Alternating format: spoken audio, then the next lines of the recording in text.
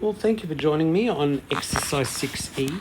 I'm going to be looking specifically at question 2D. Now, question 2D says complete the following table, and we've got a sine of theta, it's blank. We've got cos of theta, we've got a root 2 over 2, and tan of theta, we've got a 1, and then theta we don't know. Well, let me start by, and I've done this the same as the parts before. I like to set out what my resources, my tools are. I'm going to be using the cast rule, which means that all of the ratios are positive in quadrant 1. Only sine is positive in quadrant 2. Only tan is positive in quadrant 3. And only cos is positive in quadrant 4. My second tool I like to use is how to find the acute angle. And we do that by finding the angle to the x-axis. So in the quadrant 2, it's 180 minus theta. In quadrant 3, it's 180 plus that acute angle. In the fourth quadrant, it's 360 minus that acute angle. Or simply negative the angle. That's if it's degrees. If it's radians, I use pi minus theta, pi plus theta, because pi is 180 in radians, and 2 pi is 2 pi minus theta. The other two, the third tool I use is the triangle and the square. The 2 by 2 by 2 equilateral triangle, and the 1 by 1 by 1 square 1, 1, 1, 1. Because if I get the diagonal here, I've got a 45-degree angle, pi over 4. And if I split this triangle in two, I've got a 60, 60, 60, which becomes a 60, 30, 90 triangle. And down here we got a one side. However, we do have to do the Pythagoras to get that this is root 3 and this hypotenuse is root 2. If you don't know why it's root 3 and root 2, quickly I'll explain. 1 side squared, a squared plus b squared equals c squared. C squared is 2. So 1 squared plus b squared equals 4.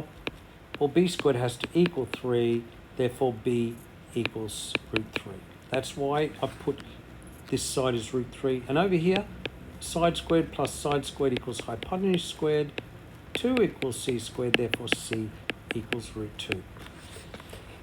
All right, let's start.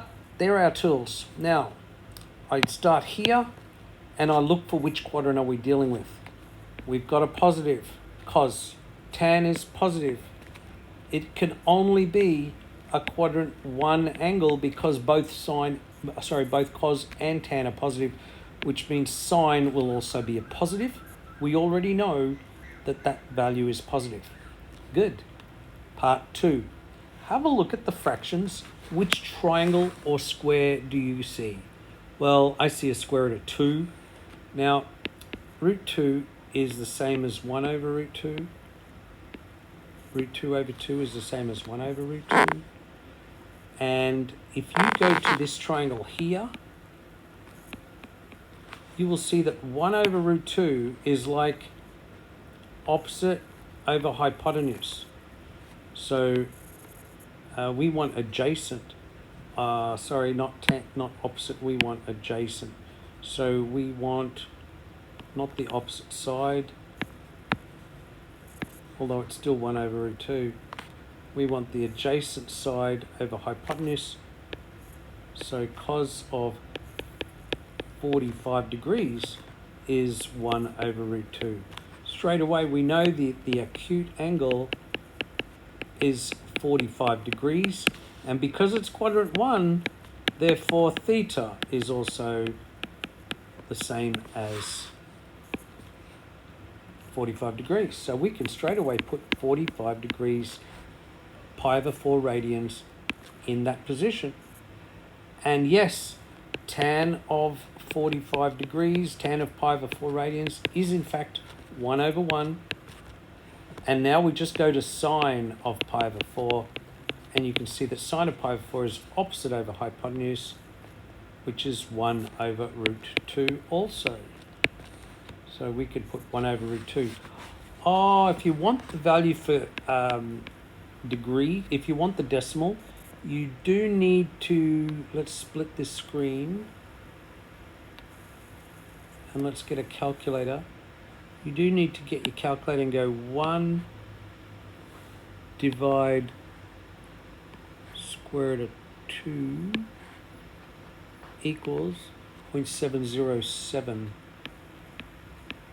0.7, oh no, you don't need the decimals because they're already using 1 over root 2. All right, so let's leave it at 1 over root 2. This is, we won't use that value for this question, so I'm going to rub that out. We don't need that. We don't need that. So let's just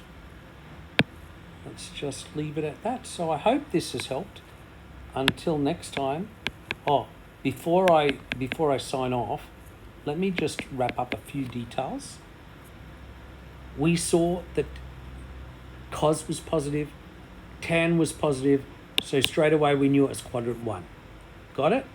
Then we spotted root 2 over 2. Straight away we realized that the only fraction root 2 is found in our square, which is 45 degrees. And so we knew it was pi over 4, and then we used our triangle opposite over hypotenuse to get 1 over root 2 as well. Or, in fact, we could just say root 2 over 2, which is the same fraction as cos. You could leave it as 1 over root 2, but let's make it standard. All right, until next time, stay happy. Cheers. Have a happy day.